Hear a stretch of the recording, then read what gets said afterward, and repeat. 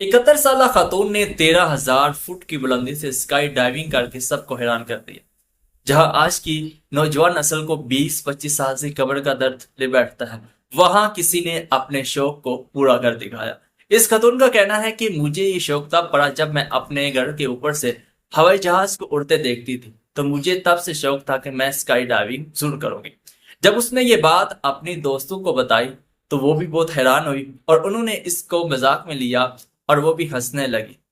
لیکن اس نے اپنے شوق کو ادھورا نہیں ہونے دیا بلکہ اپنے شوق کو پورا کر دیا، کیونکہ اس کا ماننا تھا کہ die with memories not dreams. اور گزشتہ مہینے جب وہ دبئی گئی اپنے بیٹے سے ملنے تو اس نے اپنے بیٹے کو کہا، تو بیٹے نے بھی شروع میں مذاق سمجھا، کیونکہ بات ہی ایسی ہے کہ 71 سالہ کی خاتون جو ہے وہ کہاں اب اسکائی ڈائیونگ کر سکتی ہے۔ جب اسے لگا کہ میری ماں سنجیدہ ہے تو اس نے دبئی کی اسکائی ڈائیونگ ٹیم سے رابطہ کیا